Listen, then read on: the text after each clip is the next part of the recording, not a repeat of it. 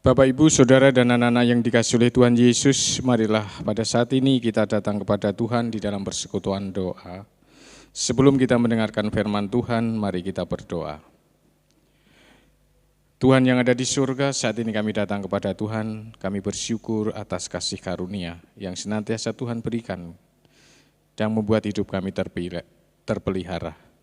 Kami menyerahkan persekutuan doa pada saat ini kepada Tuhan, berkatilah. Kiranya Engkau juga berkenan menaburkan kebenaran firman-Mu yang kami yakini akan menjadi pelita bagi kami di dalam kami menjalani kehidupan di tengah dunia ini. Oleh sebab itu berfirmanlah kepada kami semua siap untuk mendengarkannya.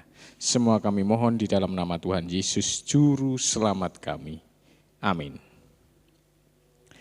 Bapak, Ibu, Saudara, dan anak-anak yang dikasihi oleh Tuhan Yesus, firman Tuhan pada saat ini diambil dari Injil Markus pasal 7 ayat 31 sampai 37. Dan saat ini saya akan membaca satu ayat saja, di ayat yang ke-37.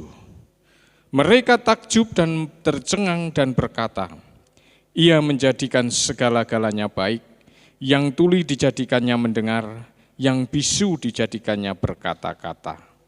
Amin. Bapak, Ibu, Saudara, dan anak-anak yang dikasihi oleh Tuhan Yesus Kristus, kita sering dan pernah melihat di dalam tayangan televisi penampilan Bolot dan Asis, di mana ketika Bolot tampil dia berperan sebagai orang yang tuli dan Asis tampil berperan sebagai orang yang gagap. Ketika Bolot dan Asis tampil, banyak orang yang melihatnya tertawa. Kenapa? Karena lucu. Bapak, Ibu, Saudara, dan anak-anak yang dikasihi oleh Tuhan Yesus, tuli dan gagap ada di dalam diri seseorang akan membuat seseorang itu tidak bisa beraktivitas lancar. Akan ada tantangan, hambatan, kesulitan, sehingga orang yang mengalami tuli dan mengalami gagap tidak akan bisa beraktivitas dengan lancar. Pada saat ini kita juga akan melihat bagaimana orang yang tuli dan orang yang gagap memohon untuk disembuhkan oleh Tuhan Yesus Kristus. Kita juga tahu melalui bacaan firman Tuhan ini proses pertolongan yang membuat kesembuhan bagi orang yang tuli dan yang gagap. Yang pertama, proses penyembuhan itu dilakukan oleh Yesus dengan Yesus memisahkan orang yang tuli dari kumpulan orang sehingga ia sendirian. Lalu yang kedua, Yesus memasukkan jari ke telinga orang itu, lalu meludah dan meraba lidah orang itu. Dan yang ketiga, Yesus menengadah ke langit dan berkata kepada orang tersebut, Efata. Maka terbukalah telinga orang itu, seketika itu juga terlepas pengikat lidahnya, lalu membuat orang itu bisa berkata-kata dengan baik. Inilah proses penyembuhan yang dilakukan oleh Yesus yang membuat orang yang tuli bisa mendengar, orang yang gagap bisa berkata-kata dengan baik.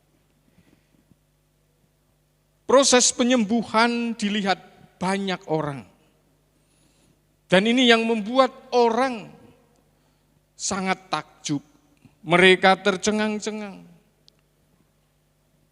Lalu mereka semua berkata, Ia menjadikan segala-galanya baik, yang tuli dijadikannya mendengar, yang bisu dijadikannya berkata-kata. Melalui peristiwa penyembuhan yang dilakukan oleh Yesus kepada orang yang tuli dan orang yang gagap, mengingatkan kepada kita semua bahwa di dalam hidup manusia itu pasti mempunyai kelemahan, pasti mempunyai kekurangan. Kelemahan dan kekurangan masing-masing orang satu dengan yang lain tidak sama.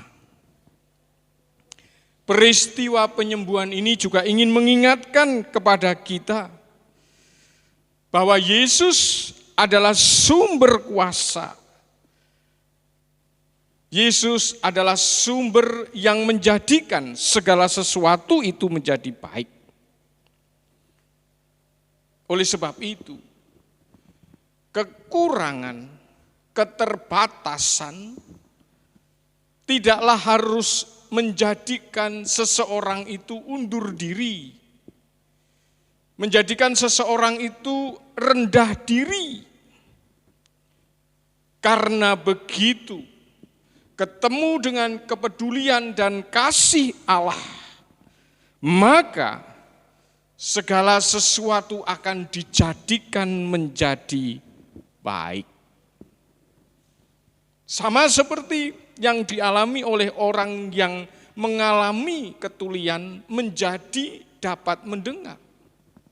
Orang yang gagap bisa berkata-kata.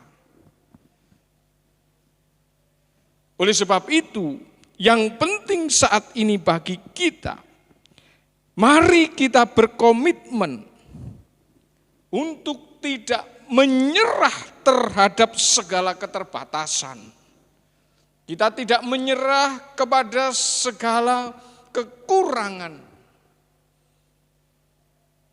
Kita percaya dan kita melangkah bersama dengan Tuhan.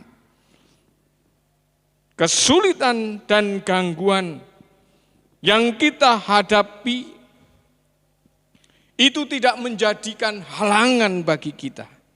Kita terus melangkah bersama dengan Tuhan. Tuhan yang punya kuasa, Tuhan yang mengubah segala sesuatu yang tidak baik, yang penuh dengan keterbatasan, menjadi indah dan baik. Saat ini kita mempunyai keterbatasan sendiri-sendiri.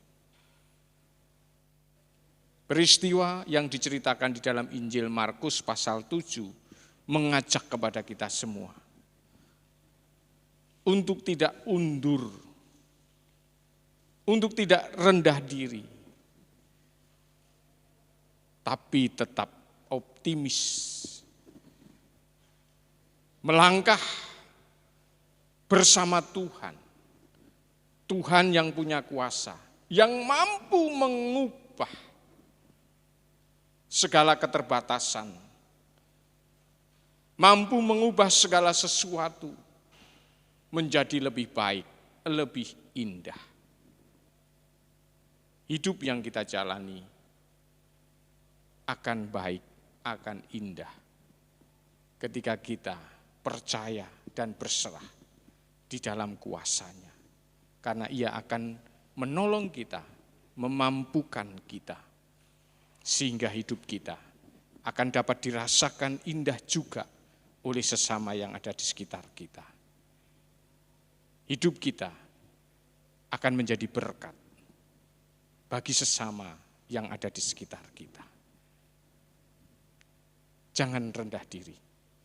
Sekalipun kita punya keterbatasan, kita punya kelemahan, mari kita berkomitmen terus melangkah maju bersama dengan Tuhan yang punya kuasa yang mampu mengubah segala sesuatu menjadi baik. Tuhan memberkati. Amin. Mari kita berdoa. Terima kasih atas firman-Mu Tuhan yang mengingatkan kepada kami saat ini yang hidup ada keterbatasan, ada kekurangan. Melalui penyembuhan yang Kau lakukan untuk orang yang tuli dan gagap, mengajak kepada kami semua untuk tidak rendah diri, tetapi tetap berkomitmen hidup terus maju melangkah bersama dengan Engkau Allah yang punya kuasa, yang mampu menjadikan segala sesuatu baik dan indah. Tuhan, kami menyerahkan kehidupan yang akan kami jalani di dalam tuntunan kuasa kasih Tuhan. Tuhan, pada saat ini kami berdoa untuk kehidupan kami, baik di tengah keluarga, di tengah masyarakat, di tengah pekerjaan, dimanapun Engkau menempatkan kami. Kiranya Engkau mampukan kami terus beraktivitas, sekalipun kami mempunyai kekurangan dan kelemahan, tapi kami tetap optimis, melangkah, bergerak, melakukan tugas tanggung jawab bersama dengan Engkau, Allah yang punya kuasa, yang mampu mengubah segala sesuatu menjadi baik dan indah. Terlebih saat ini Tuhan, ketika kami masih ada di tengah pandemi COVID-19, yang segala sesuatu harus kami lakukan dengan keterbatasan, kiranya Engkau menolong kami, untuk kami tidak takut, kami tidak khawatir, kami percaya sehingga kami terus melangkah, bergerak, beraktivitas bersama dan percaya kepadamu, Allah yang punya kuasa, yang akan memelihara dan menjaga kehidupan kami, yang mampu mengubah segala sesuatu baik dan indah. Terima kasih Tuhan, ampuni dosa-dosa kami. Di dalam nama Tuhan Yesus Juru Selamat kami berdoa dan bersyukur. Amin.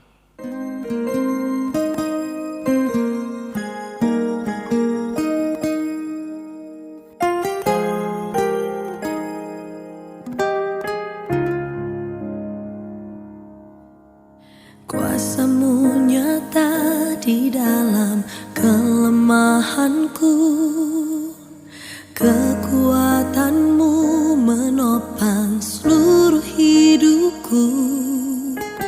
Dari mana datang pertolonganku? Hanya Yesus pertolonganku. Engkaulah sumber kekuatan hatiku, tempat persembunyianku. Engkau penolong di saat susah.